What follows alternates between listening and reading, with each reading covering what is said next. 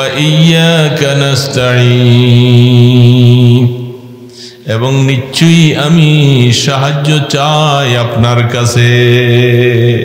কারো কাছে নয়, কোনো রাষ্ট্রপতির কাছে নয়, কোনো মাজারওয়ালার কাছে নয়, দুনিয়ার কোনো মানুষের কাছে নয়। আল্লাহ, নিশ্চয়ই আমি সাহায্য চাই আপনার কাছে। সূরা ফাতিহা, এটা তো সকলেই আমরা চিনি, জানি। সূরা ফাতিহা জানি না? সূরাটার নামই সূরা ফাতিহা। ফাতিহা মানে ফাতহুন, খোলা। কোরআন শরীফ পড়ার প্রথমেই সূরা ফাতিহা দিয়ে খুলতে হয়, শুরু করতে হয়। এবং প্রথম ওহির পরেই মোকাম্মল, পরিপূর্ণ একটা সূরা যেটা সর্বপ্রথম নাজিল হয়েছে সেটা হলো সূরা ফাতিহা। তার আগে আর পরিপূর্ণ কোনো সূরা নাই। এই জন্য সূরাটার নাম রাখা হয়েছে সূরাতুল ফাতিহা। এই সূরাটা সূরা বাকারার প্রথম অংশ। আল্লাহ তাবারক ওয়া তাআলা সূরা বাকারার অনেক বৈশিষ্ট্য রাখছেন। সেই সূরা বাকারার প্রথম অংশটাই হলো সূরাতুল ফাতিহা। 114টি সূরার মধ্যে এই সূরাটা একটা সূরা।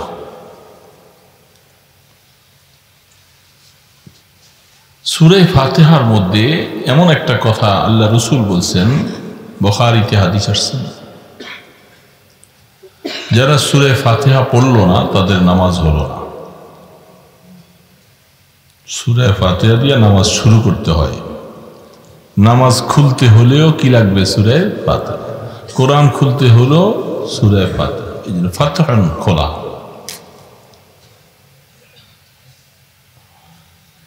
সূরা ফাতিহা এটা না হলে নামাজ হবে না, এটাও আল্লাহ রাসূল বলছেন। যেটাকে আমাদের সমাজের মধ্যে এখন একটা সুযোগ নিয়েছেন আমাদের একদল ভাইয়েরা, সূরা ফাতিহা না পড়লে যেহেতু নামাজ হবে না, সেই হিসাবে সবাইকেই সূরা ফাতিহা পড়া জরুরি বানিয়ে দিয়েছেন। মুক্তাদি হোক, ইমাম সাহেব হোক, যে কোনো ব্যক্তি হোক, সবার জন্য সূরা ফাতিহা পড়া দরকার। এই ফতুয়াটা এখন সমাজে আছে। এক সম্প্রদায় ভাইরা এমন কথা আপনারা শুনছেন কোনোদিন? সূরা ফাতিহা না পড়লে নামাজ হবে না, এই ফতুয়াটা দিয়ে আপনাদের ইউটিউবে বিভিন্ন জায়গায় ফতুয়া চলছে।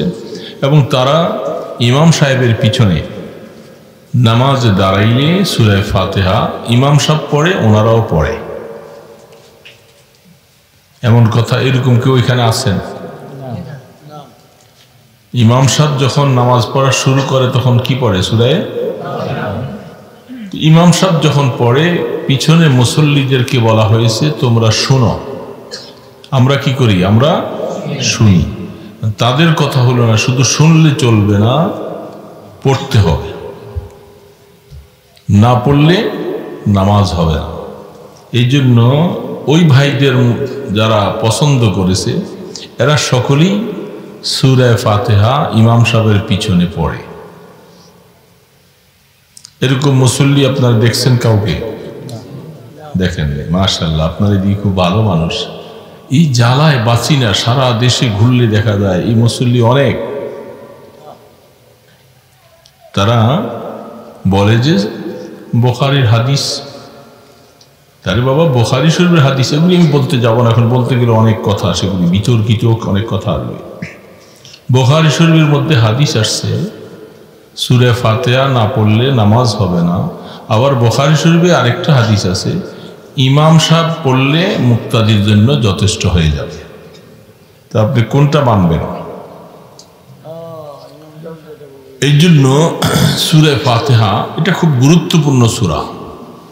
এটা ছাড়া নামাজ হবে না, কথা ঠিক আছে। হয়তো ইমাম সাহেব পড়বে, মুক্তাদিরাও পড়বে, এমনটা নয়, বরং মুসল্লি পড়বে, ইমাম সাহেব পড়বে।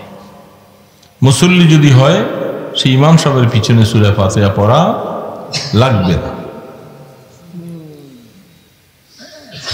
মুসল্লি বুঝছেন? আর মুক্তাদি মুসল্লি, যিনি যিনি ইমাম সাহেবের পিছনে ইক্তেদা করে তাকে বলা হয় কি? মুক্তাদি। আর এমনি যিনি নামাজ পড়েন তাকে বলে মুসল্লি। ইমাম সাহেব ছাড়া একা একা নামাজ পড়তেছেন, উনি মুসল্লি। ইমাম সাহেবের পিছনে পড়লে তাকে বলে মুক্তাদি। আবার ইমাম সাহেবের পিছনে 2 রাকাত পায় নাই, 1 রাকাত পায় নাই, তাকে বলা হয় মাসবুক। তাকে কি বলে? এগুলি শরীয়তের কতগুলি পরিভাষা আমরা অনেক সময় জানি না।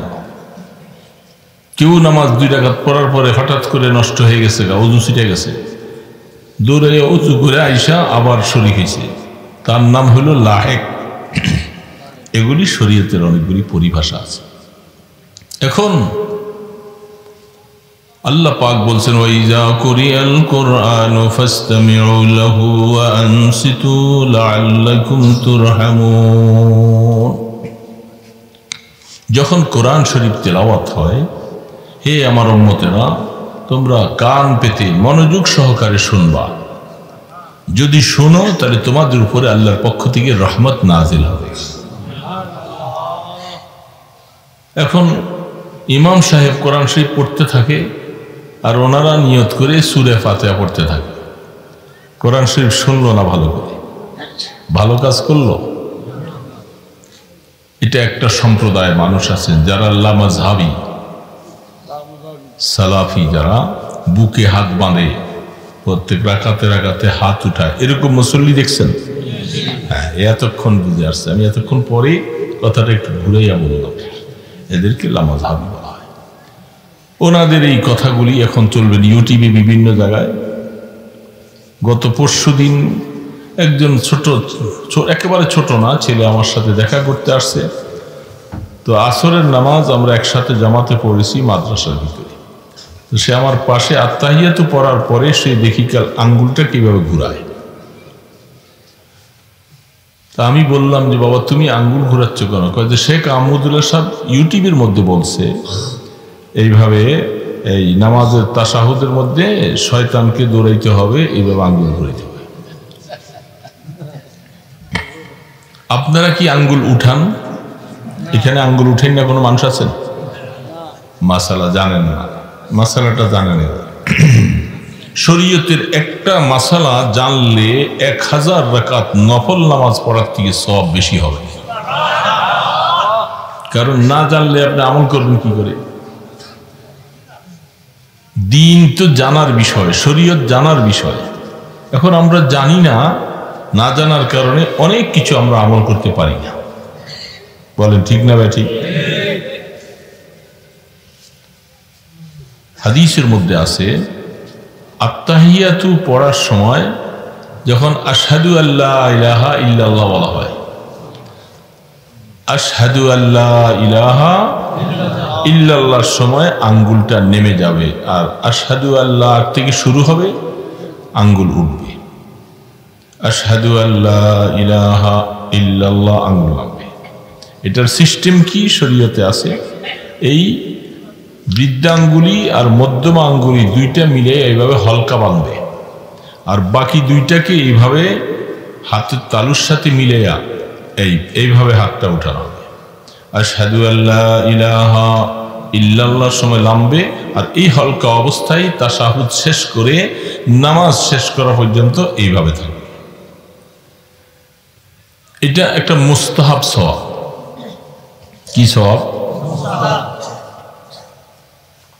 যারা কর্নেওয়ালা, যারা জানে বুঝে, তারা মুস্তাহাব সওয়াব আমল করতে চায়। এখন আপনি না জেনে যে সময় উঠাবার দরকার সেই সময় উঠাইলেন না, অন্য সময় উঠাইলেন, তাহলে তো সওয়াবের জায়গার মধ্যে গুনাহ হবে। কারণ এটা কলেমায়ে শাহাদাত, শাহাদাত আঙ্গুলি বলে না, এটাকে সাক্ষ্য দিচ্ছে। আশহাদু আল্লা ইলাহা ইল্লাল্লাহ ওয়া আশহাদু আন্না মুহাম্মাদুর রাসূলুল্লাহ, এটা সাক্ষী দেওয়া শাহাদাত। সব কাজের মধ্যে রাসূল যখন চাঁদের দিকে ইশারা করেছিল তখন এই আঙ্গুলের ইশারা করেছিল, চাঁদ 2 টুকরা হয়ে গেছে। আল্লাহ রাসূল চাঁদকে 2 টুকরা করছিলেন, বিশ্বাস করেন তো? সবাই তো বললেন না, বিশ্বাস করেন? এটা কোরআন শরীফ, কোরআন শরীফ আয়াত। ওয়ানশাক্কাল কমর। আল্লাহ সুবহানাহু ওয়া তাআলা বলেন, আমার বন্ধু, আমার নবী, কাফের মুশরিকেরা ওনাকে অনেক প্রশ্ন, অনেক কিছু করতেছিল। তিনি তখন একজন বলছিল, যদি দেখি আপনি দুনিয়ার মধ্যে ওনার জাদু চলতেছে, আসমানে জাদু চলবে না, এটা কাফেরদের ধারণা। বলে দেখি আসমানটার মধ্যে ওই যে একটা চাঁদ দেখা যায়, আপনি এটার মধ্যে কোনো কিছু করতে পারবেন? আল্লাহ রসুল বলেন, আল্লাহ পাক তৌফিক দিলে পারো। আসমানের দিকে ইশারা করে, তুমি আল্লাহর হুকুমে চাঁদ 2 টুকরা হয়ে যাও। রসুল বলার সময় চাঁদটা 2 টুকরা হয়ে গেছে। জাবালে আবি কুবাইস, বাইতুল্লাহ ঘরের পূর্ব দিকে, যেখানে বাদশারা এখন বাড়ি করে রাখছে, একটা টুকরা সেখানে পড়েছে। সাহাবায়ে কেরাম দেখেছে 4টা টুকরা হয়ে পড়ে গেল। নীল আর্মস্ট্রং আপনাদের বৈজ্ঞানিকদের মধ্যে, সে তো বলেছে যে আমরা যখন চাঁদে যাইয়া মুহাম্মদ সাল্লাল্লাহু আলাইহি সাল্লামের উম্মতেরা, তারা বলছে যে আমাদের নবীর আঙ্গুলের ইশারায় চাঁদ 2 টুকরা হয়ে গেছে। এই কথাটা তারা একটা কৌতুক মনে করতেছে। যখন চাঁদে তারা দীর্ঘ বৎসর পরে প্রচেষ্টা চালাইয়া যখন চাঁদে গেছিল, চাঁদে যাওয়া এটা অবাস্তব কিছু না, যেতে পারে। সেখানে যে দেখছে চাঁদ ফাটা, তখন তার খেয়াল হয়েছে ওই যে আল্লাহ রসুল চাঁদকে 2 টুকরা করেছেন, তার জোড়া লাগছে, মাঝখানে ফাটা। তখন সে মুসলমান হয়ে গেছে। বিজ্ঞান মানুষকে অনেক সময় ইমানের দিকে ধাবিত করে, ইমান বুঝায়। যে এখন আবার চলছে, আজকে 6 বছর ধরে চলছে নাসা আমেরিকার, তারা সূর্যের কাছে এমন একটা যন্ত্র পাঠাইছে, সূর্যের চতুর্দিকে ঘুরছে, সূর্যের তাপ কত, সূর্যের কি হাকিকত, এটা বুঝবার জন্য নাসা এমন একটা যন্ত্র আসমানে পাঠাইছে। তা আমি দেখলাম ইউটিউবের ভিতরে, এটা মোটামুটি 38 লক্ষ মাইল এখনো দূরে, সূর্যের থেকে 38 লক্ষ মাইল দূরে, আর 1,80 লক্ষ মাইল প্রায় কাছাইয়া গেছে। তো সূর্যের হাকিকত বুঝবে, যখন সেখানে পৌঁছতে পারবে, তারাও আল্লাহ পাক হয়তো বুঝবে, আরে আল্লাহ পাক কুদরত ছাড়া এটা হতে পারে না, তখন ইমান নিয়ে আসবে। তো বিজ্ঞান মানুষকে আরো ইমানের দিকে সহজ করে দিচ্ছে। তো সেই হিসাবে চাঁদ এটাও টুকরা হয়ে গেছে। তো শাহাদাত আঙ্গুলি, ওই কথা বলতে যে আমি এটা বলছি, এই আঙ্গুলটা কি এটা সাক্ষ্য দিবেন যারা নামাজ পড়বার সময়, আত্তাহিয়াতু পড়ার সময়, আত্তাহিয়াতু পড়তে পড়তে যখন আশহাদু আল্লাহ বলবা, আমি সাক্ষ্য দিচ্ছি আল্লাহ ছাড়া কোনো মাবুদ, সাক্ষ্য দিচ্ছি না, এই তখন আপনি মুখেও বলতেছেন আর আঙ্গুল উঠাইয়া বলবেন যে আমি আল্লাহ ছাড়া কোনো মাবুদ নাই। আশহাদু আল্লাহ ইলাহা ইল্লাল্লাহর সময় আর শুধু একমাত্র আল্লাহই আছেন, ওই সময় আঙ্গুল নেমে যাবে। এটা সময় মতো যারা করতে পারে একটা মুস্তাহাব সওয়াব। এখন এইটাকে, মুস্তাহাব সওয়াবটাকে এরা বলছে, এরা দেখবেন নামাজ পড়লেই, আত্তাহিয়াতু পড়তে বসলেই এদের এই আঙ্গুলটা এইভাবে নাড়তে থাকে। তখন তারা বলে যে শয়তান আইসা ধোঁকা দিতে আসে, আমরা এই যে আমরা শয়তানকে খোঁচা দেই। তো বললাম যে তাহলে তোমাদের শেখ আহমদ সাহেব যে কথাটা বলছেন, উনি একটু বেশি বাড়াইয়া বলছেন। আসলে যতটুকু পর্যন্ত আছে আমাদের হানাফি মাযহাবে, এতটুকু পর্যন্ত করার অনুমতি হাদিসের দ্বারা প্রমাণিত। এই যে যারা আমরা করতে পারি এটা করবো, আর শিখে নিব, ইমাম সাহেব থেকে শিখে নিব, ভুল করব না, তাহলে হবে না। তো বলতেছিলাম সূরা ফাতিহা, সূরা ফাতিহার মধ্যে ওই আমার প্রথম প্রশ্নটা মনে রাখতে হবে, আমরা এমন কি ভালো কাজ করলাম আমরা ঈমান পাইলাম আর তারা ঈমান পায়। সূরা ফাতিহাটা সমস্ত সাবআ মিনাল মাসানি, সূরা ফাতিহা হলো সমস্ত কোরআন শরীফের সারাংশ, মগজ হলো সূরা ফাতিহা, যেটাকে উম্মুল কোরআন বলা হয়, মা, সমস্ত কোরআনের মা।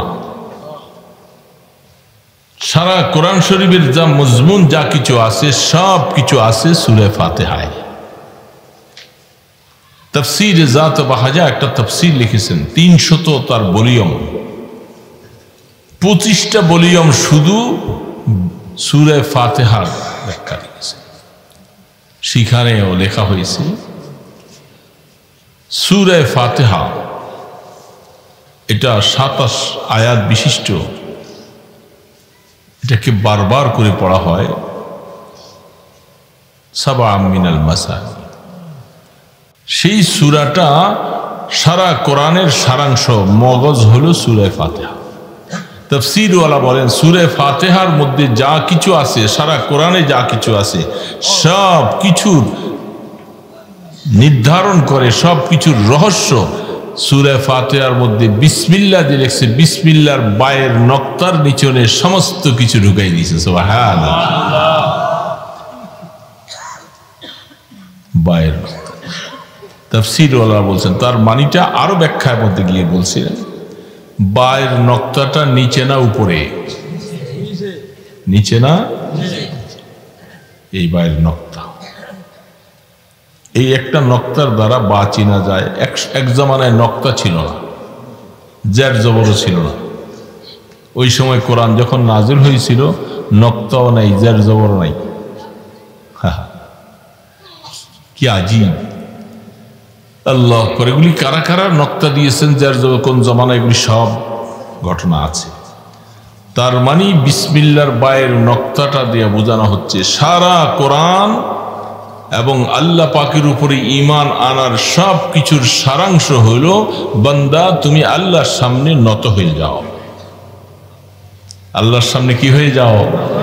নত হয়ে যাও, সারেন্ডার করো। ঈমান আনার পরেও যদি তুমি অহংকার করো তাহলে তোমার ঈমান কবুল না। আমল করার পরে যদি তুমি অহংকারী হও তোমার আমল কবুল না। সেজদা দেওয়ার পরে যদি তুমি অহংকারী হও তোমার সেজদা কবুল না। তাহলে সমস্ত আমলের সারাংশ, সার মগজ হলো নিজকে আল্লাহর সামনে একেবারে মিঠাইয়া দেওয়া, আল্লাহ পাকের কুদরতের পায়ের নিচে নিজকে বিলীন করে দেওয়া। কোনো আমিত্ব বলতে কোনো শব্দ নিজের মধ্যে আসতে পারবে না। এটা হলো ঈমানের প্রথম দাবি, আর এটা পাওয়া যাচ্ছে বিসমিল্লাহর বায়ের নিচের নক্তার মধ্যে।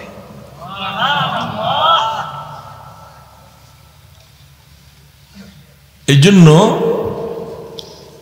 সূরা ফাতিহা এর যে কত উপকার, যেই কোনো হাদিসের মধ্যে তার বর্ণনা এত লেখা লিখছে।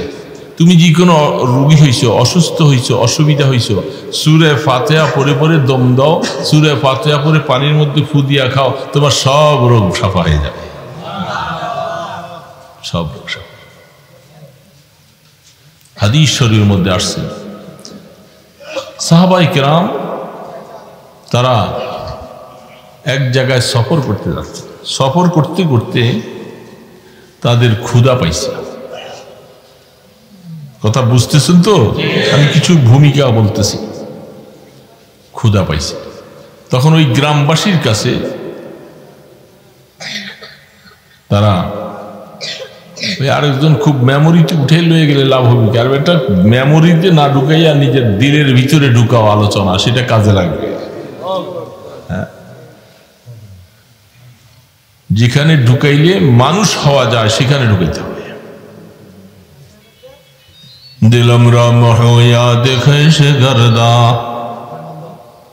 দিলম রাম হইয়া দেখে সে গর্দা, মুরা হসবে মুরা দেখে সে গর্দা, দিলম আজ নকশ বাতিল পাক ফরমা, বরাহে খুদ মুরা চালাক ফরমা। হুজ্জাতুল ইসলাম কাসিম নানতুবি রহমতুল্লাহ আলাইহি, নাম শুনছেন না? শোনেন নাই? আর এই নাম তো শুনলে লাভ। সমস্ত যত ওলিরা আছে বাংলাদেশে, ভারতে, সবার গোড়া কাসিম নানতুবি, সবার গোড়া সেখানে। তিনি অমুকের খলিফা, তিনি অমুকের খলিফা, তিনি সব যাইতে যাইতে যাবে কোথায় যাবে? কাসিম নানতুবি। তিনি লিখছেন दिल हमरा बहुया देखे से गर्दान। আল্লাহ তোমার জন্য, তোমার মহব্বতে, তোমার ভালোবাসায় আমার দিলটাকে তুমি মিঠিয়ে দাও। তোমার ভালোবাসা, তোমার প্রেমে দিলটাকে মিঠিয়ে দাও। আর তোমাকে কোন রাস্তায় গেলে পাওয়া যাবে এই ব্যাপারে আল্লাহ তুমি আমাকে খুব চালাক বানাও। এই ব্যাপারে যেন আমি ভালো বুঝতেওয়ালা হই যে কোন রাস্তা দিয়ে চললে তোমাকে পাওয়া যাবে, তোমাকে খুশি করা যাবে। মানুষ দুনিয়ার সব কাজের মধ্যে শর্ট রাস্তা চায়, চায় না? শর্ট কোর্স, শর্ট রাস্তা। আল্লাহকে পাওয়ার জন্য এরকম শর্ট রাস্তা আমাকে বুঝিয়ে দিবা যে এই রাস্তায় গেলে তোমাকে তাড়াতাড়ি পাওয়া যাবে, সেই রাস্তাটা আমাকে বুঝিয়ে দিবা। এই জন্য সূরা ফাতিহা। তারা গেছেন, ক্ষুধা লাগছে, এলাকার মানুষের কাছে কিছু খাবার চাইছে যে আমরা মুসাফির, আমাদেরকে কিছু খাবার দাও। কেউ তাদেরকে খাবার দিতে রাজি হলো না। আল্লাহ পাকের এক শান, ওইখানে ওই গ্রামের বস্তির একজন সর্দারের লোক, এই লোকটা পাগল হয়ে গেছে, শিকল দিয়া বেঁধে রাখছে। কত ওজা বলি, কত তদবির, কত কিছু করলো, উপকার হয়। এরা গেছে, এর তো সাহাবি, বুঝলেন তো, দেখতেই তো ফেরেশতার মতো দেখা যায়। সাহাবিদের দেখতে ওরকম দেখা গেছে না? সাহাবিরা টুপিও ছিল না, জামাও ছিল না, দাড়িও ছিল না, প্যান্ট পরছে। কি বলেন? হ্যাঁ, ঠিক বলতেছেন তো? সাহাবাদের লেবাস কি সুরত, কি আখলাক। দেখি তাদের মধ্যে আয়েশা বলতেছে, আপনাদের মধ্যে এমন কেউ কি আছে যে এই পাগল রোগীর চিকিৎসা করতে পারে? তো বললেন যে হ্যাঁ, আমাদের মধ্যে আছে। তাহলে একটু চিকিৎসা করবা, আমাদের এই সর্দারের ছেলেটা শিকল বেঁধে রাখছে, অনেকদিন পাগল। বলেন যে আমরা চিকিৎসা করলে আমাদেরকে কি দিবা? আগেই শর্ত করে নিছে। ওই সময় খানা চাইছিলাম, দেওয়া নাই, মনে আছে না এই কথাটা? এই জন্য তারা বলে যে চিকিৎসা করেন, যা চান আপনারা তা দিব। আল্লাহু আকবার। ওই সাহাবী তিনি বলেন, আমি সূরা ফাতিহা পড়তে শুরু করলাম, প্রত্যেকবার পড়ে পড়ে তার চেহারার মধ্যে একটু থুতু দিই। এইভাবে করে 7 বার সূরা ফাতিহা পড়া শেষ, পাগল ভালো হয়ে গেছে। সুবহানাল্লাহ।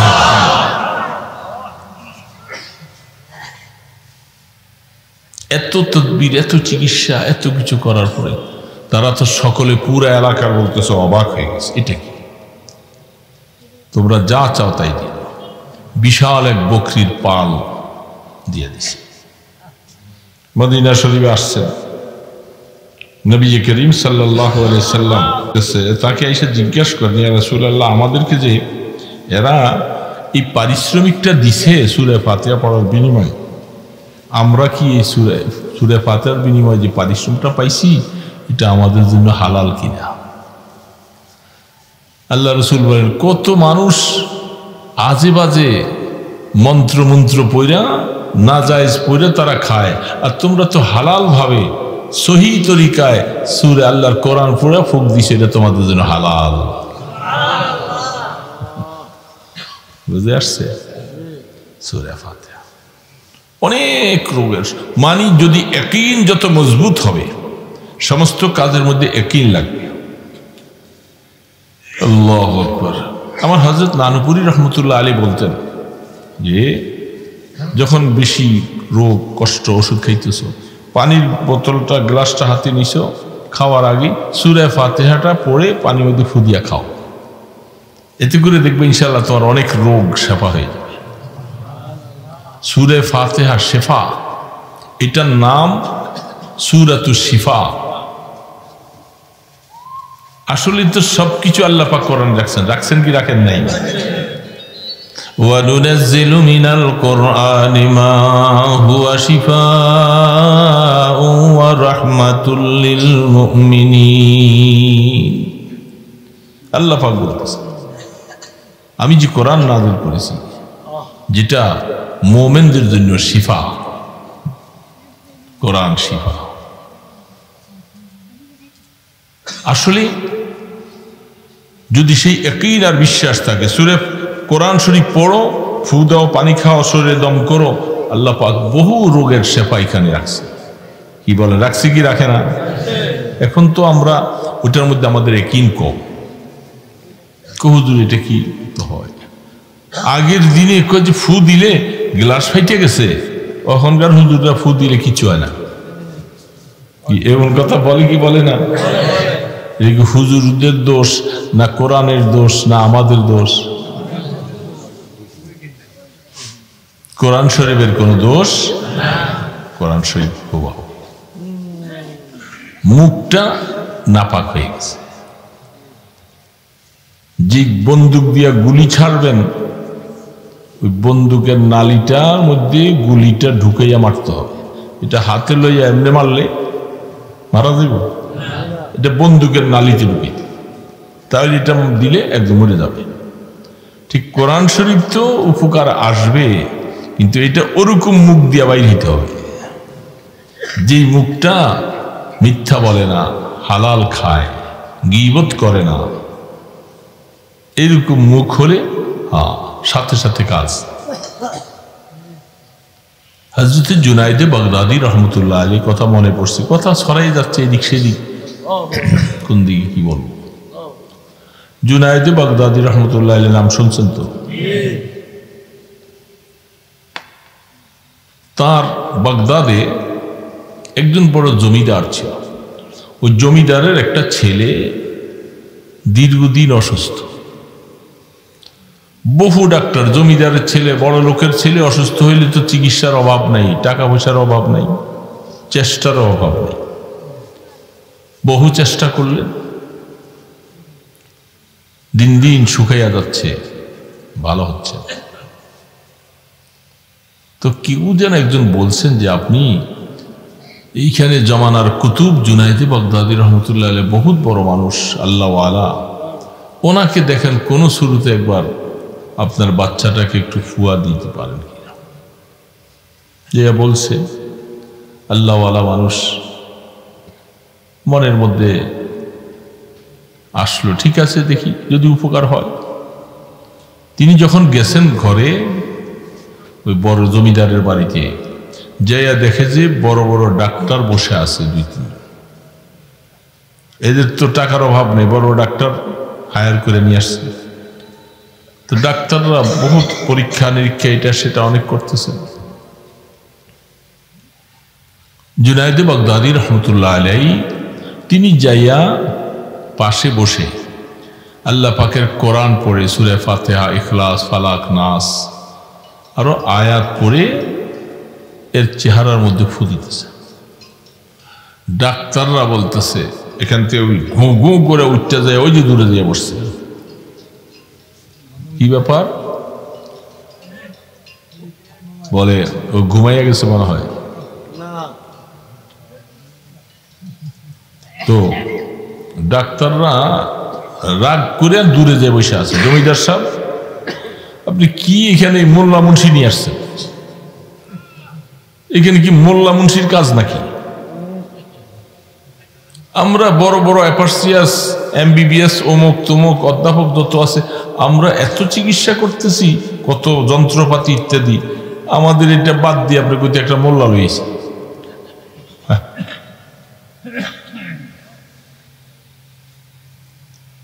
এগুলি একটা ফু দিছে, বাতাসের লাগে উড়ে গেছে। এটা আবার কি হইব? বুঝছেন কথাটা? বুঝছেন?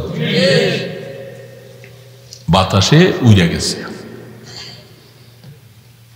জমিদার সব বিপকে পড়ে গেছে। একদিক দিয়ে এত বড় মানুষ আনছি, হুজুরের সামনেই কথাগুলি বলতেছে, কষ্ট তো লাগে।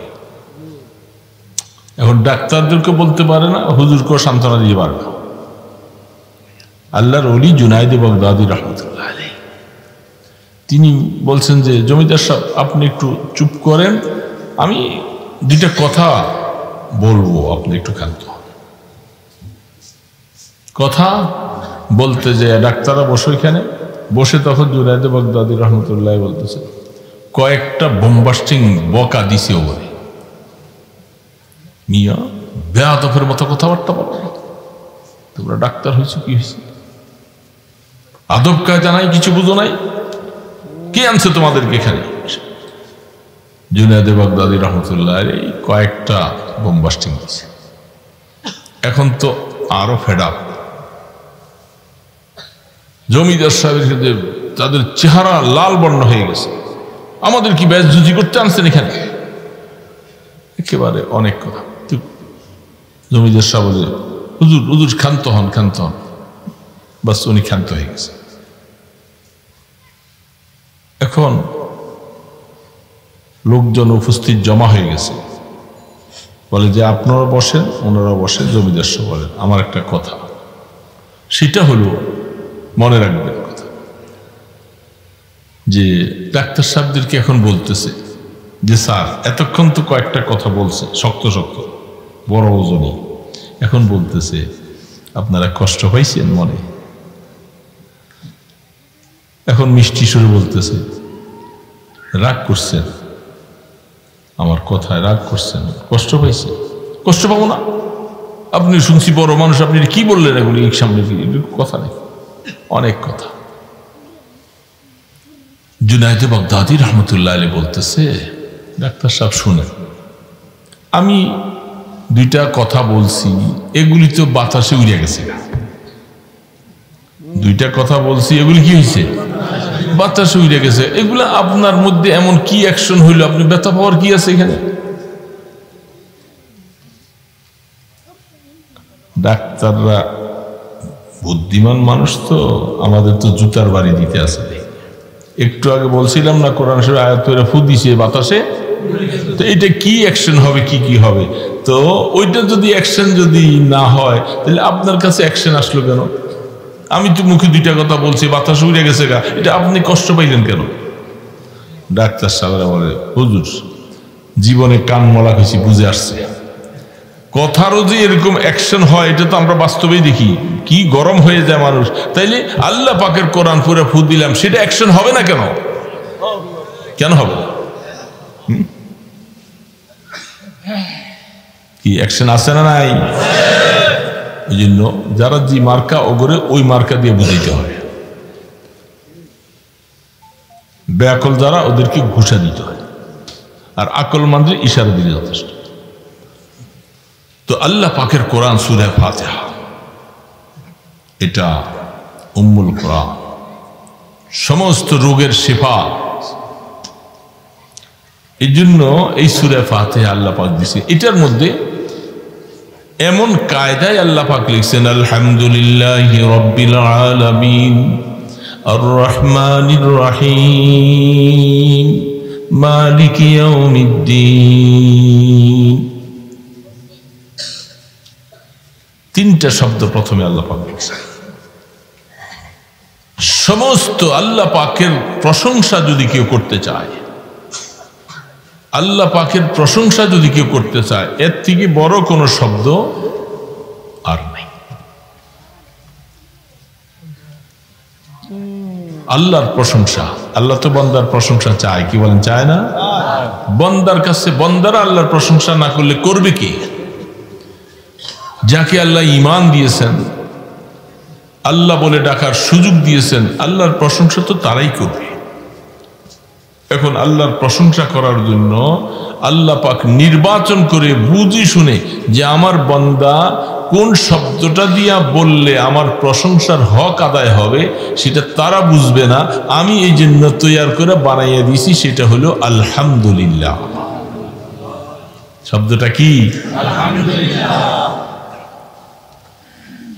এই জন্য সমস্ত কাজের মধ্যে আল্লাহর শুকর আদায় করার জন্য এই শব্দটা আল্লাহ তৈয়ার করে দিয়েছেন। বান্দা ইমানের শুকর আদায় করো, খাওয়া দাওয়া খেয়ে শুকর আদায় করো, কারো কিছু পাইছো শুকর আদায় করো, সন্তান দিয়েছি শুকর আদায় করো, রোগ থেকে মুক্তি দিয়েছে শুকর আদায় করো, আলহামদুলিল্লাহ। আলহামদুলিল্লাহ। আল্লাহ পাক এই আলহামদুলিল্লাহ শব্দটাই সূরার প্রথমে আমার বান্দা আমার প্রশংসা কিভাবে করবে তারা জানে না, আমি শিখাই দিছি। আলহামদুলিল্লাহি রাব্বিল আলামিন, আমি প্রশংসা করতেছি ওই রবের যিনি উভয় জাহানের রব, যিনি। ব্যাখ্যা করতে যাব না, সময় কম হয়ে যাবে। আর রহমানির রহিম, তিনি যে কত বড় দয়ালু এটা বন্দারাও জানে না, আমি যে আল্লাহ কত দয়ালু। আর রহমানির রহিম, দুইটা শব্দ আসছেন, একটা রহমান একটা রহিম। রহমান আর রহিম একটা শব্দ আল্লাহ পাকের জন্য খাস, রহমান। রহিম এটা মানুষকে অনেক সময় বলা যায়, এই জন্য কারো নাম শুধু রহমান ডাকলে গুনায়ে কবিরা হবে। মনে রাখবেন, আমরা অনেকেই নাম রাখছে আব্দুর রহমান, কেউ আব্দুর রহমান ডাকে না, শুধু ডাকে কি রহমান ভাই এদিকে হো, রহমান ভাই এদিকে হো, গুনাহ হবে। কারণ রহমান কারো নাম হতে পারে না, রহমান শুধু কার নাম? আর এটা খাস কিয়ামতের ময়দানে সারা বিশ্বের সমস্ত হিন্দু, মুসলিম, হিন্দু, বৌদ্ধ, খ্রিস্টান, ইহুদি, নাসারা যত জাতি আছে সমস্ত জাতিকে আল্লাহ পাক পালতেছেন দুনিয়ার মধ্যে। সবকিছু খাওয়ায় না তাদেরকে, খাওয়ায়। ইমানে আনে নাই, সেজদায় দেয় নাই, কিন্তু আল্লাহ খাওয়ায়। এই জন্য আল্লাহ পাক বলেন দুনিয়ার মধ্যে আমি আমার এই নামের উপরে রহিম একটা নাম রাখছি, এই নামটার উসিলে আমি সবাইকে খাওয়াই। এই রহমান যেটা খাস, কিয়ামতের ময়দানে আমার মদদ, আমার সাহায্য, আমার মেহেরবানি, আমার দয়া, আমার অনুগ্রহ একমাত্র ঈমানদার ছাড়া আর কেউ পাবে না।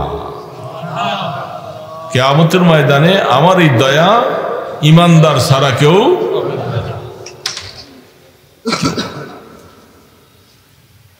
এটা আমরা বলতেছি, আমাদেরকে শিখাই দিছে, তুই বল গোলাম।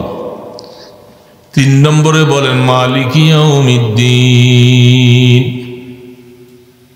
তুমি দিনে জাযা, কিয়ামতের দিবসের মালিক তুমি।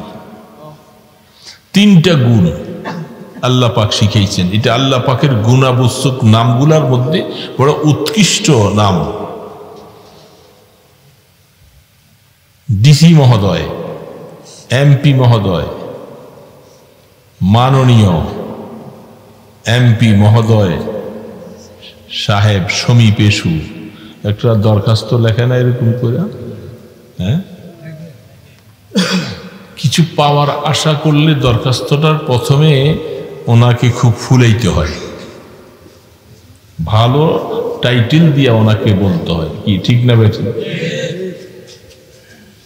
মাননীয়, জনাব, মহোদয়, এত শব্দগুলি ব্যবহার করে তারপরে বিনীত নিবেদন, এই যে ইত্যাদি ইত্যাদি, আমি আপনার বাধ্যগত একজন এসে এইভাবে শব্দগুলি লেখা, তার কি বলার আছে সেটা বলে। উনি দরখাস্তটা হাতে নিয়ে দেখে, যাহা বেচারা তো আসলে আমারে খুব সম্মান দেখেছে, তার দরখাস্তটা মঞ্জুর করে দিই। এখন দরখাস্তের প্রথম দিয়ে যদি আপনি উল্টা পাল্টা আজে বাজে কিছু বলেন যেগুলোর দ্বারা গোস্বা এসে যায়, তো দরখাস্ত মঞ্জুর হবে? আল্লাহ পাক বলেন আমার বান্দা আমার কাছে চাওয়ার জন্য আমি সেই দরখাস্ত হিসাবে একটা সূরা দিয়েছি, সেই সূরাটার নাম সূরা ফাতিহা। বান্দা আমার কাছে চাবে, চাওয়ার জন্য কিভাবে চাবে বান্দা জানে না, এই জন্য আমি 3টা আমার গুণ সামনে দিয়েছি। বান্দা তুমি তোমার চাওয়ার আগে আমার জন্য 3টার নাম আগে পেশ করো, পেশ করার পরে তুমি তোমার মকসুদ চাও, তোমার চাওয়ার সাথে সাথে কবুল। আলহামদুলিল্লাহি রাব্বিল আলামিন আর রহমানির রহিম মালিকি ইয়াউমিদ্দিন। 3টা গুণাবলী কথা আল্লাহর জন্য বললাম। এবার বলতেছি আমি আল্লাহর কাছে চাই, এবং এই কথাটা বলি ইয়্যাকা না'বুদু ওয়া ইয়্যাকা নাস্তাঈন। আল্লাহ পাক বলেন এই 2টা আমার মধ্যে আর আমার বন্দার মধ্যে ভাগ আছে দুইটা, অর্ধেক আমার বন্দার। এই শব্দটার মধ্যে আমার অর্ধেক আমার বন্দার জন্য কি বান্দা বলতেছে ইয়্যাকা না'বুদু, বান্দা বলতেছে ওগো আল্লাহ নিশ্চয়ই আমি আপনার ইবাদত করি। আসিল না'বুদু ইয়্যাকা, আমি আপনার ইবাদত করি, এটাকে বিশেষত বুঝাবার জন্য কারো ইবাদত করি না, শুধু ইবাদত করি কার? এই জন্য এটাকে ইয়্যাকা চলে আসছে আগে, ইয়্যাকা না'বুদু, আল্লাহ পাক আমি অবশ্যই আপনার ইবাদত, এই ইবাদত করি। এই পর্যন্ত প্রশংসা করলাম 3 বার, এখন এসে বলতেছি আমি নিশ্চয়ই আপনার ইবাদত করি। এই সব কিছু করার পরে আমি কি চাই? ওয়া ইয়্যাকা নাস্তাঈন, এবং নিশ্চয়ই আমি সাহায্য চাই আপনার কাছে, কারো কাছে নয়, কোনো রাষ্ট্রপতির কাছে নয়, কোনো মাজারওয়ালার কাছে নয়, দুনিয়ার কোনো মানুষের কাছে নয়। আল্লাহ নিশ্চয়ই আমি সাহায্য চাই আপনার কাছে। কার কাছে? ঠিক আছে তো? আল্লাহ। এই জন্য আল্লাহ পাক বলেন এই দুইটা শব্দ বাইনি ও বাইনি আব্দি, অর্ধেক আমার বান্দার জন্য, অর্ধেক আমার জন্য। তারা অর্ধেক দিয়ে আমার ইবাদত করে আর অর্ধেক দিয়ে আমার কাছে সাহায্য চায়। যখন তোমরা অবশ্যই আমার গুণগান করে আমার সাহায্য চাইলা, আমি সাহায্য চাওয়ার রাস্তাটা তোমাকে আরো বাতিয়ে দেই। কেমনে চাইবা? কি সাহায্যটা চাইবা? কাল দুনিয়ার সবচেয়ে বড় বড় অট্টালিকা, দালান কোঠা, বাড়ি গাড়ি ঘোড়া, এটা বেশি চাওয়ার বিষয়টা কি এটা তুমি অনেকে জানো না, আমি তোমার শিখাই দিতেছি। তুমি চাও ইহদিনাস সিরাতাল মুস্তাকিম, আল্লাহর কাছে চাওয়ার জন্য সবচেয়ে বড় কি জিনিস? তুমি আমি আল্লাহর কাছে চাও, কি চাও? আল্লাহ আমাকে সিরাতুল মুস্তাকিম দান করো। সুবহানাল্লাহ। কি দান করো বাবা? সিরাত অর্থ রাস্তা, মুস্তাকিম মানে সোজা, যে রাস্তায় উঠলে আর ডানে বামে বাঁকা নাই, সোজা জান্নাতে যাওয়া যায়। সোজা কোথায় যাওয়া যায়? এটা জান্নাতের রাস্তা, সোজা রাস্তা। ইহদিনাস সিরাতাল মুস্তাকিম, আল্লাহ আমরা আপনার কাছে সিরাতুল মুস্তাকিম চাই, যেই রাস্তাটায় উঠলে আমি উঠতে দেরি, আমাকে টান দিয়া জান্নাতে পৌঁছাইতে দেরি হবে না। এখন সিরাতুল মুস্তাকিম আল্লাহর কাছে চাই, এটার ব্যাখ্যা কি? সিরাতুল মুস্তাকিম কোথায় পাওয়া যাবে? কেমনে পাওয়া যাবে? কার কাছে পাওয়া যাবে? চাইলাম তো। আল্লাহ পাক বলতেছে বান্দা আমি তোমাকে রাস্তা দেখাই দিলাম, বুঝো। সিরাতাল্লাযীনা আন'আমতা আলাইহিম, এই সিরাতুল মুস্তাকিম পাওয়ার জন্য আমি তোমাদেরকে বুঝাইয়া দিতেছি বান্দা, তুমি বলো সিরাতুল মুস্তাকিম হলো ওই রাস্তা যাদেরকে আমি আল্লাহ নিয়ামত দিয়েছি। সুবহানাল্লাহ। কে দিয়েছেন? আল্লাহ। আল্লাহ নিয়ামত দিয়েছেন যাদেরকে আমি সিরাতুল মুস্তাকিম ওইখানে পাবো। সারা দুনিয়ায় কোথাও খুঁজলে পাওয়া যাবে না, কলেজে নয়, ভার্সিটিতে নয়, ইউনিভার্সিটিতে নয়, কোথায় নয়। সিরাতুল মুস্তাকিম পাওয়ার রাস্তা হলো আন'আমতা আলাইহিম, আল্লাহ তিনি যাদেরকে আপনি নিয়ামত দিয়েছেন তাদের রাস্তাটা হলো সিরাতুল মুস্তাকিমের রাস্তা। যাদেরকে আল্লাহ নিয়ামত দিয়েছেন এরা কারা? এদের ব্যাখ্যা কোরআনের অন্য আয়াতে বলতেছে হুমুল্লাযীন, যাদেরকে আল্লাহ পাক নিয়ামত দিয়েছেন এরা হলো মিনান নাবিয়্যিনা ওয়াস সিদ্দীকিনা ওয়াশ শুহাদাই ওয়াস সালিহিন ওয়া হাসুনা উলাইকা রাফিকা। আল্লাহ পাক বলতেছেন যাদেরকে আমি নিয়ামত দিয়েছি এরা কারা? আমার কোরআন শরীফের অন্য আয়াতে তার ব্যাখ্যা দিয়ে দিয়েছেন, এরা হলো 1 নম্বর হলো নবীদের রাস্তা। সুবহানাল্লাহ। কাদের রাস্তা বাবা? এই সিরাতুল মুস্তাকিমের ব্যাখ্যায় আল্লাহ পাক বলে দিলেন 1 নম্বর রাস্তা হলো নবীদের রাস্তা। নবীরা যেভাবে চলতে বলেন সেটা হলো হেদায়েতের 1 নম্বর রাস্তা। 2 নম্বর সিদ্দিকের রাস্তা, সিদ্দিকে আকবর আবু বকর সিদ্দিক আসিলেন কিনা তার রাস্তা। 3 নম্বরে শহীদদের রাস্তা, যারা আল্লাহর দ্বীনের জন্য নিজেদের জীবনটাকে বিসর্জন দিয়া তাজা রক্ত ঢেলে দিয়া শাহাদত বরণ করেছেন। আল্লাহর দ্বীনের জন্য তারা জীবন বিসর্জন দিতে দ্বিধাবোধ করে নাই, এদেরকে শহীদ বলা হয়। এই শহীদদের রাস্তা অবলম্বন করলে তোমরা হেদায়েত পাইবা। 3-4টা গুরু, নবীদের রাস্তা অবলম্বন করলে হেদায়েত পাইবা, সিদ্দিকের রাস্তা অবলম্বন করলে হেদায়েত পাইবা, শহীদদের রাস্তা অবলম্বন করলে হেদায়েত পাইবা। 4 নম্বরে as-সালিহিন, নেককার আল্লাহওয়ালা বুজুর্গ যারা আছে তাদের রাস্তা অবলম্বন করলে হেদায়েত পাইবা। তাহলে হিদায়েতের রাস্তা বলে দিলেন অন্য আয়াতে। কয়টা? 4টা। কয়টা? নবী, সিদ্দিকিন, শুহাদা, সালেহিন। ওয়া হাসুনা উলাইকা রাফিকা। এবং তাদের বন্ধু যারা হইবা, মনে রাখবা এদের রাস্তা অনুসরণ করে যদি চলো, কিয়ামতের ময়দানে এদের বন্ধু হয়ে যাইবা, একসাথে জান্নাতে যাবে।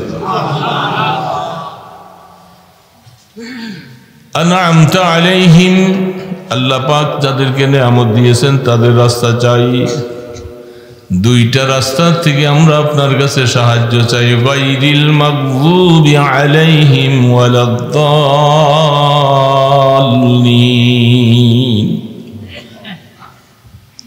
আল্লাহ এতক্ষণ আমাদেরকে হেদায়েতের রাস্তা দেখাইনি, কিন্তু আমার উম্মতেরা মনে রাখবা, হে আমার বান্দাবান্দি শোনো, 2টা রাস্তার থেকে তোমাদেরকে আমি বলে দিচ্ছি, সবসময় বেঁচে থাকবা। একটা হইল ইহুদিদের রাস্তা, দ্বিতীয়টা হইল নাসারাদের রাস্তা। বলে নাউজুবিল্লাহ। আল্লাহ পাক প্রত্যেকটা ইমানদারকে সূরা ফাতিহা পড়ে পড়ে আল্লাহ পাকের কাছে অঙ্গীকার করা হয়, আল্লাহ ইহুদিদের রাস্তা, নাসারাদের রাস্তার থেকে আমাদেরকে ফিরিয়ে রাখবা। নামাজের মধ্যে বলি কি বলি না? ইহুদিদের রাস্তা, নাসারাদের রাস্তা আমরা চাই না। আল্লাহর সাথে আল্লাহ শিখিয়ে দিয়েছেন, অঙ্গীকার করলাম। নামাজ পড়ে বাইরে আইসাই সেলুনে ঢুকি। আমি কয়েকটা উপমা বলতেছি, কথা ফিনিশিং দিতেছি। সেলুনে যখন যাই, সেলুনওয়ালারে বলি, ভাই সুন্দর করে আমার দাড়িগুলি শেভ করে দাও। এটা কার রাস্তা বলেন? মদিনাওয়ালার রাস্তা। এখন দেখেন আমাদের দেশে যে চুলগুলি আজকাল যুবকেরা যেভাবে কাটে, এটা আমাদের এই বুড়া করে জিজ্ঞাসা করেন, কোনোদিন জীবনে এইরকম চুল কাটা ছিলই না, ছিল। যাই হোক, এখনো চুলগুলি ওইভাবে কাটে, এই খেপে যায় না, উপরে কতগুলি এইভাবে রাখে। এটাকে মুসলমানের রাস্তা, মদিনাওয়ালার রাস্তা, কাদের রাস্তা? আজকেও জোহরের নামাজের সময় আমার পাশে একজন নামাজ পড়ে যুবক, আমি তো চেয়ারে নামাজ পড়ি, বসতে পারি না, নিচে সব কাজ আমার উপরে ঘুরে। তো নামাজ পড়ে আমার পাশে বসছে, ওর প্যান্টটা ওই যে ফাটা ফাটা ফাটা ফাটা প্যান্ট আছে না, আজকাল কিছু প্যান্ট এরকম পরে এখান দিয়া কাটা, চিনছেন কিনা আপনারা আমি জানি না, যুবকরা তো ভালো চিনি। নতুন প্যান্টও এরকম দিয়ে কাটা। তো এটা কিছুদিন পিনতে পিনতে আস্তে আস্তে এটা এই ফাইরা যায়। তখন ওই নামাজ পড়তে আসছে, বসছে, সতরটা খুলে যায়, আমার এটা টানে, এটাই না বসতেছে। তা আমি আশ্চর্য হয়ে গেলাম, নামাজ পড়তে আসছো, এই নতুন প্যান্টটাও কাইটা কাইটা এটা পিনতে হইব, এই স্টাইল কই পাইলা? এটা কি মদিনার স্টাইল? কাদের? যেই প্যান্টটা আমরা এখন পড়তেছি, এত কষ্ট, সেজদায় আমার সামনে সেজদা দিতেছে, প্যান্টটা সেজদা দিতে যখন রুকুতে যায় কিছু কম, সেজদায় যখন যায় প্যান্টটা তো নাবির নিচে পিনছে, পায়খানার রাস্তা দেখা যায়। আরে বাবা হাইসো না, বাস্তব। এইভাবে সেজদায় গেলে প্যান্টটা নিচের দিকে চলে যায়, তার পায়খানার রাস্তা দেখা যায়। তাহলে এই লোকটার সুবহানাল্লাহ 3 তাসবিহ পড়া পরিমাণ এই অবস্থায় থাকলে নামাজ শেষ, সতর খুলে গেছে না, নামাজ বাতিল। এই স্টাইলটা কই পাইল? এমন একটা প্যান্ট পরলা যেটা টানলে উপরে উঠে না, এত এটার হাই এত ছোট, উঠা যায় না, ওই নাবির নিচ পর্যন্তই, পেটের অর্ধেক নিচে দিয়ে বাইর করে রাখে। নাভির নিচে অংশটা কেউ কাউকে দেখানো যায় না, শরীয়তে নাজায়েজ। এখন প্যান্ট পরছে, গেঞ্জি উপর উঠে গেছে, নাভির নিচে ওই পেটটা আস্তে আস্তে বড় হয়ে যেতেছে। এই স্টাইলটা কোথায়? মদিনার স্টাইল। এত টাইট ফিট পিনছে, হাঁটুটা ভাঙ্গিয়া পেশাব করতে বসতে পারে না। কি করে? দাঁড়াইয়া দাঁড়াইয়া পেশাব।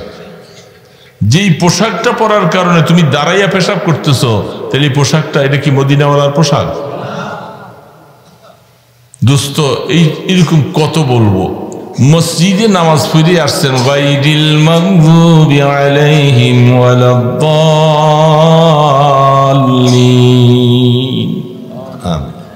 আসছো, আর বাইরে আইসেই একেবারে সমস্ত কাজের মধ্যে ইহুদি আর নাসারাদের সমস্ত অনুকরণ সর্ব জায়গায়। ঠিক না ভাই? ঠিক বলেন। তাহলে কেমনে আমরা হেদায়েত পাবো? মদিনাওয়ালা কেমন করে খুশি হবেন? এই ইহুদিদের কালচার তৈরি করার জন্য আমাদেরকে রেখে গেছে।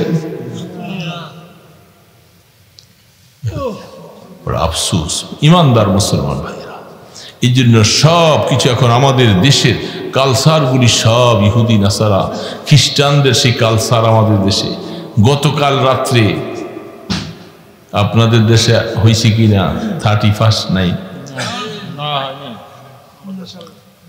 কিন্তু সময়টা তো কাটছে, সময়টা কাটছে না। কালকে 31শে ডিসেম্বর গেছে না, শহরে বন্দরে বিভিন্ন জায়গায় কত বোম, কত ফুটাফুটি, কত কিছু। সারা রাত আমি প্রোগ্রাম করে আসতেছিলাম, অনেক রাত। এই যে শহরের মধ্যে ঢুকিয়ে দেখি যে আরে বাবা, নারী পুরুষেরা ভিড় জমাই রাখছে, কি আনন্দ, এদের ঘুম আসে না। মানে কালকা পহেলা নববর্ষকে স্বাগত জানাচ্ছে,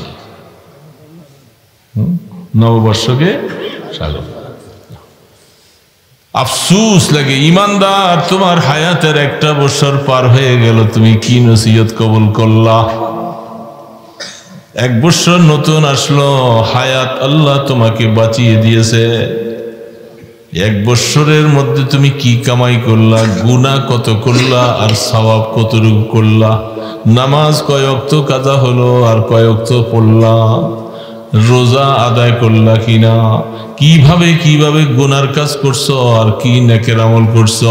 বছর শেষে এটা তোমার হিসাবে আসা দরকার ছিল, ঠিক না? সেটা না করে তুমি কি করলা? তুমি নাচতেছো, আতশবাজি ফুটাইতেছো, ফানুস ছুটাইতেছো, এবং রাস্তায় নাচতেছো, আনন্দ উল্লাস করতেছো। নববর্ষকে তোমার জীবনের তো একটা বছর হায়াত শেষ হয়ে গেছে। হ্যাঁ, গনা এক বছর যে হায়াতটা ছিল, এটা এক বছর শেষ হয়ে গেছে না? নতুন বছর শুরু হইল, সেটা নসিহত করা দরকার ছিল। কিন্তু আমি তা না করে আমাদের এখন যুবক যুবতীরা কি আনন্দ, কামাই রোজগার নাই, বেটারে লইয়া গেছে, হোটেলগুলি সব খোলা, দিয়ে বসতে হবে। এই 4000-5000 টাকা বিল হয়ে যায়। মাওয়া ফেরিঘাটের গোড়ায় সেখানে ছিল, হোটেলগুলোর মধ্যে গাড়ি টাড়ি হাঁকায় নিয়ে বিশাল রমরমাট খাওয়া দাওয়া চলছে। অথচ হালাল কামাই কতটুকু আছে জানি না, কত হারাম ভাবে উপার্জন করে এইভাবে নারীদেরকে নিয়ে সেখানে বসে বসে আড্ডা মারিয়া খাও, আর মানুষের পকেট জবাই করো। আফসোস লাগে ইমানদার, এই হলো 31 নাই। মনদানম জানুয়ারি ওয়ার ফেব্রুয়ারি বলকে দাদম সালেমা পয়গম্বরি। ডক্টর ইকবাল, আরে জানুয়ারি আর ফেব্রুয়ারি এগুলি কি হবে? এগুলা পড়ে দেখি এর মধ্যে কিছু নাই, বরং আমি পয়গাম্বরী বৎসরকে আমি ভালোবাসি। পয়গাম্বরী বৎসরের মধ্যে রমজান খুঁজে পাওয়া যায়, সব কিছু পাওয়া যায়, আর জানুয়ারি ফেব্রুয়ারিতে রমজান খুঁজে পাওয়া যায় না। হ্যাঁ, ছেলে লন্ডন থেকে আসছে রমজান মাসে, আইসা এয়ারপোর্ট নামছে, বাবা আনতে গেছে, সিগারেট টানতেছে। আরে বাবা, আবু বাংলা তুমি রোজা রাখো নাই? বলে বাবা রোজা কি আবার? হায়, তোমার লেখাপড়া শিখাইয়া পাঠাইলাম, আজকে এত বছর লন্ডন থেকে রোজা বুঝে গেছো? কোন আমি তো রোজা কোথায় পাই যায়, জানুয়ারি ফেব্রুয়ারি মার্চ এপ্রিল মে জুন জুলাই অগাস্ট সেপ্টেম্বর অক্টোবর নভেম্বর ডিসেম্বর, ওই আবার রোজা রমজান তো কিছু পাই না, যে কোথায় পাবো? তখন আরবি মাস হিসাব করতেছে, হারে কেন তুমি এই আরবি মাস হিসাব করলে শাওয়াল জিলকাদা জিলহজ মুহররম সফর রবিউল আউয়াল রবিউল সানি জমাদিল জমাসেন রজব শাবান রমজান, আরবি মাসের মধ্যে রমজান পাওয়া যায়। এই জন্যই তখন তিনি বলতেছেন, আফসুস আমি এই দুনিয়ার এই সমস্ত ইংরেজদের মাসের মাধ্যমে হেদায়েতের কোনো কিছু নাই। এটি এখন আমাদের সারা দেশে কালচার চলছে, আমরা ইংরেজিটাই ভালো জানি, আমরা আরবিটা মনে রাখিনি, বাংলা কিছু জানি, অথচ বাংলার জন্য জীবন শেষ করে দিছি। হ্যাঁ, এই জন্য দুঃখ লাগে। এ যুবক বাবাজিরা, মদিনাওয়ালাকে বুঝো, হেদায়েত আল্লাহর কাছে চাও, আর হেদায়েতের জন্য সেই সূরা দিয়েছেন আল্লাহ পাক, সেই সূরা ফাতিহার মধ্যে আল্লাহ সব কিছু দিয়েছেন। কিন্তু এইখানে হেদায়েত চাইয়া আর বাইরে যাই অন্য রাস্তায় চলে গেলাম, তাহলে আমি কি চাইলাম আল্লাহর কাছে? হেদায়েত চাবো না আল্লাহর কাছে? কার কাছে? এখন আল্লাহ পাক বলছে, ওই শেষ কথাটা, প্রথম কথা যে বলছিলাম, এটা ফিনিশিং দিয়ে শেষ করে দিচ্ছি। আল্লাহ পাকের কাছে হেদায়েত চাইতে হবে। চাওয়ার জন্য সূরা ফাতিহা দিয়েছেন। কি চাইতে হবে? ইহদিনাস সিরাতাল, বৌদ্ধরা চায় না, খ্রিস্টানরা চায় না, ইহুদিরা চায় না, কাফের মুশরিকরা চায় না, যত মুশরিক আছে তারা কোনোদিন ইহদিনাস সিরাতাল মুস্তাকিম বলে না। আল্লাহ আমাকে সিরাতুল মুস্তাকিমের রাস্তা দেখাও, যেহেতু চায় না, আল্লাহ পাক বলে না চাওয়া পর্যন্ত আমি হেদায়েত দেব না। এই জন্য তারা হেদায়েত পায় না। আর আমরা চুটাফাটা কিছু বুঝি আর না বুঝি, আল্লাহ ইহদিনাস সিরাতাল মুস্তাকিম, এই যে নামাজের মধ্যে দাঁড়াই পড়ি, সূরা ফাতিহা পড়ি, সিরাতুল মুস্তাকিম চাই না আমরা, কি বলেন? এই জন্য আল্লাহ পাক বলে তোমাদের মধ্যে আমি হেদায়েতকে আম করে দিয়েছি, আর তাদের থেকে আমি হেদায়েতকে সরাই দিয়েছি।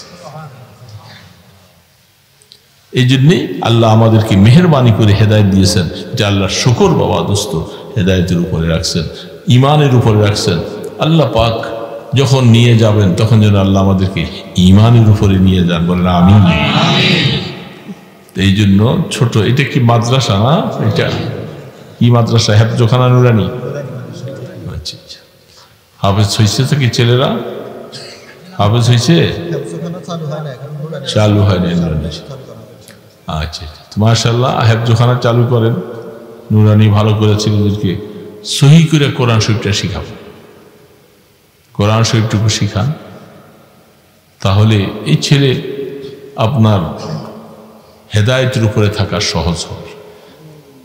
আপনি যদি তাকে এখন যাত্রা করে নিয়ে স্কুল কলেজে নিয়ে দিলেন, সে বড় হয়ে গেছে, সে সূরা ফাতিহাটাও পারে না, নামাজও জানে না, সূরাও জানে না, বড় হয়ে গেছে।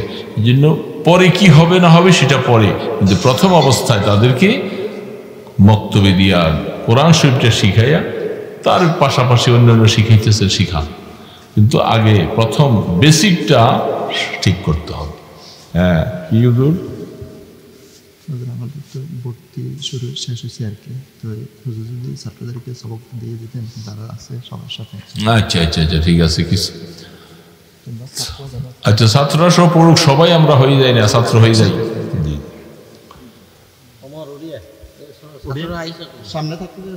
অসুবিধা নেই, সামনে থাকবো, উঠন লাগবো। আমরা অনেক অনেক মাদ্রাসায় যে সবক দিই, তো এখানে ও সুবর্ণ সুযোগ, অনেক সময় সবাই আমরা কিছু সময় তালিবুল ইলম হয়ে যাই।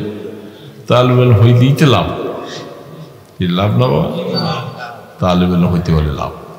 যদি আল্লাহ পাক দেওবন্দের মরহুম সাইদ আহমদ পালনপুরি রহমতুল্লাহ আলাইহি, তিনি বলতেছিলেন যে আমি সারা জীবন তালিবুল ইলম হয়ে থাকতে চাই।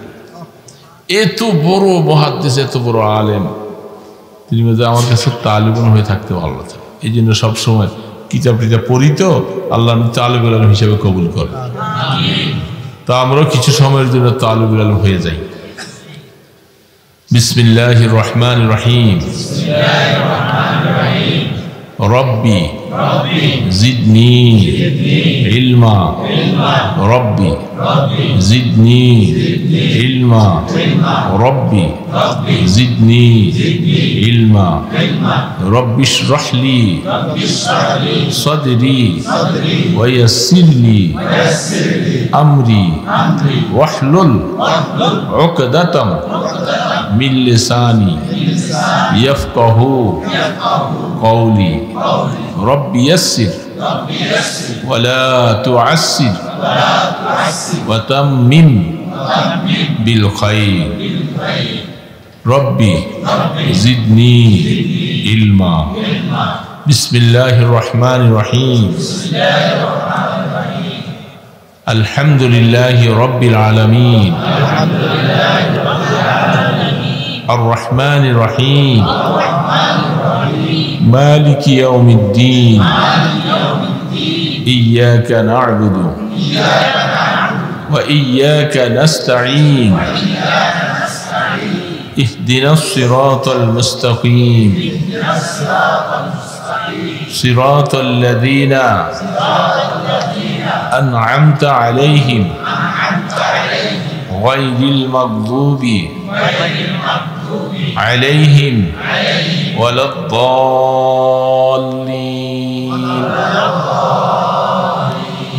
آمين بسم الله الرحمن الرحيم ألف لام ميم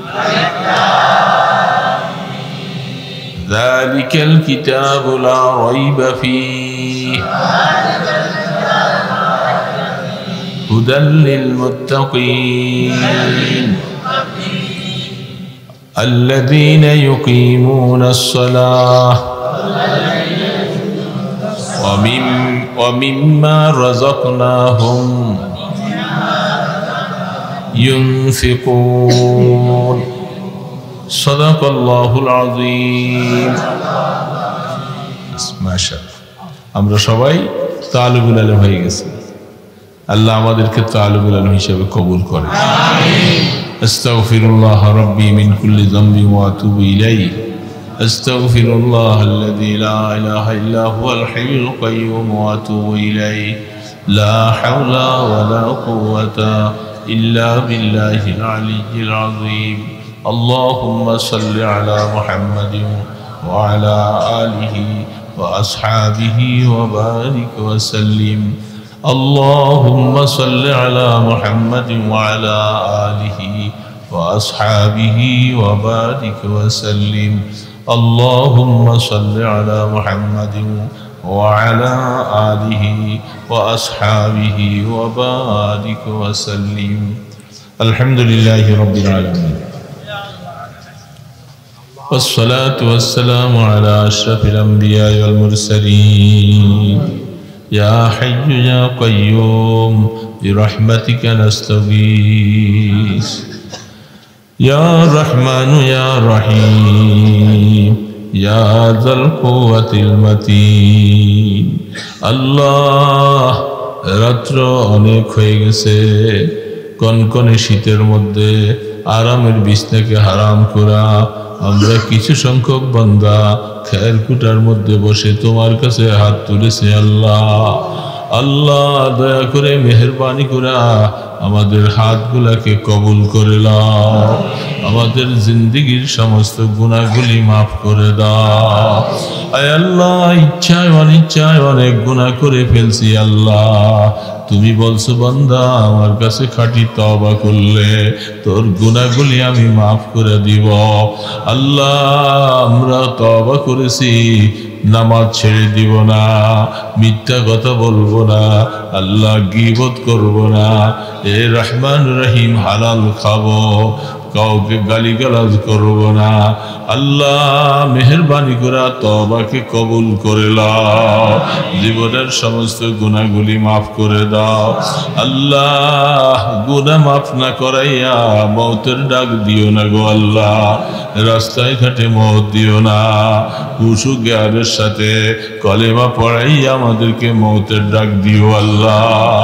আল্লাহ আমাদের মা বাবা দাদা দাদি কবরবাসী হয়ে গেছে আল্লাহ, যারা কবরে চলে গেছেন তাদের কবরকে রহমতের কবর বানিয়ে দাও। যারা বেঁচে আছে তাদের হায়াতে বরকত দিয়া দাও, তাদের গুনাহগুলি মাফ করে দাও আল্লাহ।